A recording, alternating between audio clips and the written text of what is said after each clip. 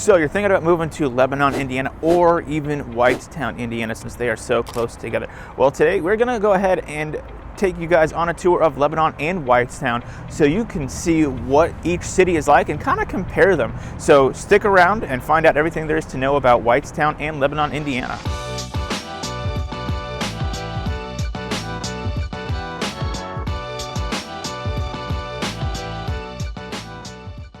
Welcome to the Discovering Central Indiana YouTube channel. I'm Eric with the Pels Realty Group, and if this is your first time on the channel and you want to know everything there is to know about living in Central Indiana, go ahead and subscribe so you're updated on everything Central Indiana. My business partner Julie and I, we get calls and texts every single day from people just like you who are looking to make their move to Central Indiana. So whether that's in 9 days or 9 months, give us a call, shoot us a text, send us an email, or set up a Zoom call. We're gonna go ahead and start with Lebanon, Indiana.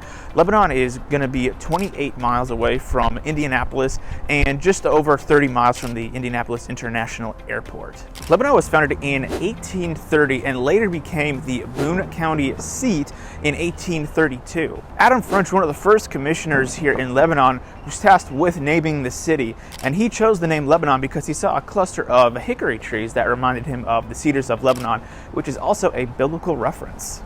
So right now we are in the historic downtown square in Lebanon, and right now we have the Boone County Courthouse right behind me. And this square is part of a historic national registry, so I think that's really cool that Lebanon is on a national registry for history. And one thing that you'll notice, since this building it's old, downtown Lebanon is pretty old, but it's got a fallout shelter inside the courthouse, which I think is really cool. I don't know if any of you guys have seen the show Fallout or played the video games, but that kind of is what it reminds me of. One cool thing about the Lebanon Courthouse, it has a bell that rings every hour, and just hearing it is cool. And honestly, it reminds me of the intro of the Metallica song For Whom the Bell Tolls. So I think what they should do is they should have speakers every time that bell rings. Right after, they should play Metallica, that song For Whom the Bell Tolls. What do you guys think? Downtown Lebanon, it is pretty small. It is in basically a block radius. It's a square. But it's got a bunch of different local shops as well, and just the feel of downtown Lebanon. One thing that I do notice is just the beautiful faces, especially there's just a ton of stone, old stone that you just don't see anymore today in most areas of Indianapolis. So they've done a good job of preserving the downtown area. You know, like I said, you got the courthouse right behind me, and that's made out of stone. I'm gonna turn around here. The building right over here is going to be the library. That's also going to be made out of stone. And Lebanon is currently renovating in their downtown area to preserve it, but also make it more modern, keeping the face kind of similar, but just making the buildings inside more modern, up-to-date, and up to code as well. A thing I want to point out is right behind me you have Four Fingers Distillery, and if you watched our Westfield tour, you'll see that Four Fingers Distillery is also in Westfield, Indiana. And walking through downtown, you've got the Boone County office building, you've got a bunch of different restaurants, you even have a ballet studio and school right over there as well. So just walking down here, it feels like a piece of history that is hard to find in today's age. Right here you have a butcher shop, and you also have a bar right next to it, Cell Block 104. And it looks like it was a older government building at one time, but it looks pretty cool. Actually, it's a nice face up for the bar, honestly. You got Rudolph saving Santa Claus, so pretty funny. You also got the Boone Co. Jail Distillery. Right here you got your library as well. Right behind me you've got the ballet school. You got this massive Christmas tree because it's currently November when we're filming this. You've got Greek's Pizzeria right in front of me on the other side of the street. So it's just a lot of stuff, local stuff as well, and just it's just a different atmosphere. It's a quiet atmosphere. Residents love Lebanon because it is nice, quiet. They feel safe, which is a big thing. And they have different monuments as well for the Boone County veterans. They also have the 10 Commandments over there as well, which I think is pretty cool, especially considering how Lebanon got its name. So a good amount of history and placards walking through this downtown area, and just kind of giving you a feel of the history, where Lebanon came from and where the people came from as well. Part of the reconstruction and redesign of the historic downtown square is this alley activation project. Its purpose is to celebrate Lebanon's basketball culture and enlighten and inspire future generations of basketball heroes. So as we're walking down this tribute for all the famous Lebanon basketball players, you'll see you got Rick Mount right there. You also have his father, Pete Mount, as well, like father, like son. And just it's a throwback in history of how Lebanon has produced just different famous basketball players that have gone on to play in the NBA. We're here at Historic Memory Hall. This used to sit on the old campus of the Lebanon High School. It was built in the 1930s and it hosted Lebanon's high school basketball games into the 1960s. This is where Rick Mount played. Memory Hall was featured in the 1986 movie Hoosiers. Lebanon is also known as the Friendly City, and it's made up of eclectic residential and industrial environments. Lebanon is just kind of interesting in its feel. So the downtown area, it feels like it's downtown square, but then if you just go not even a mile in either direction, you're gonna get into more residential and then also commercial environments, more industrial as well. So it's definitely an interesting feel when you get out of the downtown square for sure. Now that we've shown you downtown Lebanon, let's go ahead and talk about the things to do. For a small town, Lebanon does have a good amount of things to do. You got summer market that's in June to September, located off of Main Street, and they block off the entire stretch of the road. They sell local produce there, and residents say that they love the local farmers market and just the market as well. They love to spend time with family and friends. It's a great place to hang out and just meet new people as well. And during the winter, they also have a winter market going on from January to March. Some of the other events throughout the year is going to be the 4th of July parade. I know I talked about that a little bit in the pros and cons video where my brother and I were part of that as younger kids. There's also a Christmas parade too. You've got Center Stage Community Theater. They perform productions throughout the year. And Lebanon is home to the Boone County 4-H Fairgrounds. Lebanon also has various parks, over 100 acres of public parks. One of the more notable parks is going to be Memorial Park, and within Memorial Park you also have a water park as well.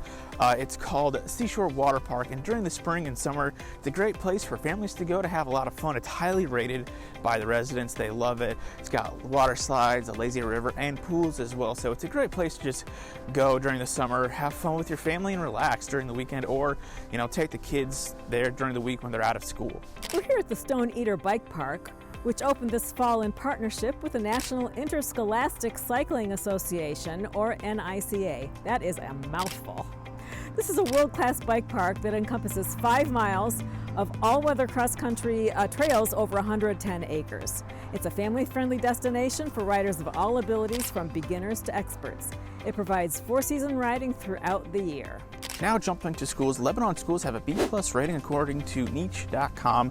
The city loves to support its high school sports, especially their basketball team, and high school sports in general is a staple of the community. For upcoming projects, we got Eli Lilly and Company has committed to bringing 2 state-of-the-art manufacturing sites to the community.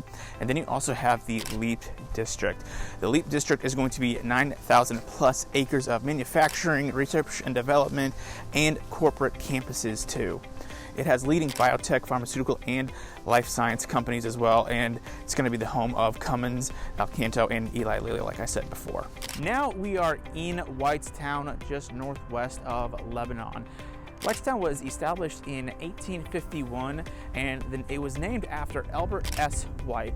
He was the president of a railway that was built through Whitestown. He was also a U.S. state senator and a leader to abolish slavery here in the U.S. According to World Population Review, Whitestown is in the top 5 fastest growing communities here in Indiana, with a population of over 10,000 people. Whitestown was also ranked as one of the top 25 most popular small towns in the U.S. to live. Whitestown is conveniently located by Interstate 65, so what you can do is you can hop on I-65, head south towards downtown Indianapolis, which is going to be about 19 miles away, so it'll take you 32 minutes to get there depending on traffic, and it'll take you 23 minutes to get to the Indianapolis International Airport, which is 17 miles away from Whitestown. Right now we are off of Veterans Drive here in Whitestown, the unofficial official downtown Whitestown currently doesn't have an official downtown area.